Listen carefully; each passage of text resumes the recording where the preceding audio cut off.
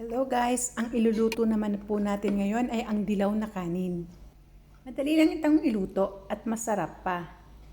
Meron ako ditong pinainit na paglulutuan natin. Nilagyan ko lang siya ng konting mantika at naglagay ako ng butter. Maglalagay tayo ng cinnamon stick at ang cardamom seeds. Idagdag natin ang 2 pirasong dahon ng laurel. At haluin hanggang sa lumabas ang aroma nito. Ngayon naman po, ilagay na natin ang hiniwa nating sibuyas. At pagkatapos, idagdag na po natin ang hiniwa nating 1 pirasong kamatis. Haluin lang natin ng mga 2 minuto. At maglalagay din po tayo dito ng dinikdik na bawang. Maglalagay din po tayo dito ng kalahating kutsaritang cumin powder. Kalahating kutsaritang red chili powder at 1 kutsaritang mix masala. Haluin lang po nating mabuti ng dahan-dahan.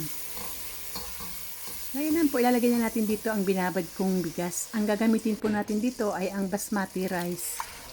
2 tasang basmati rice ang isasain ko.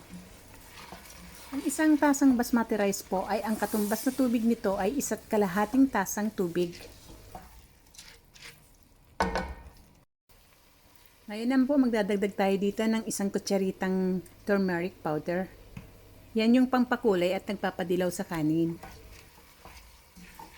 Ang paghalo po nito ay kailangan dahan-dahan para hindi madurog yung bigas.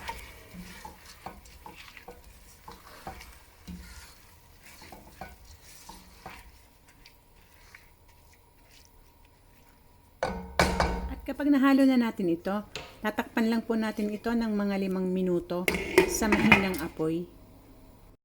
Ngayon naman po, maglalagay na tayo ng tubig. Ang katumbas na tubig ng 1 tasang basmati rice ay 1 kalahating tasang tubig. Dahil po 2 tasang basmati rice ang isasain ko, kaya maglalagay ako ng 3 tasang tubig. Bali, hot water na nga po pala ang nilagay ko dyan. Hahaluin lang natin siya ng konti at pagkatapos ay maglalagay po tayo dito ng 1 kutsaritang asin.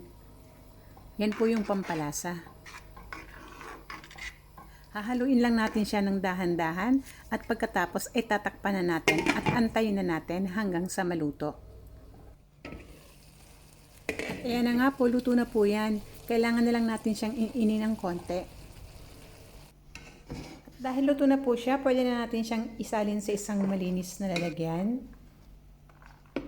At ayan na nga po, luto ng ating yellow rice o ang dilaw na kanin.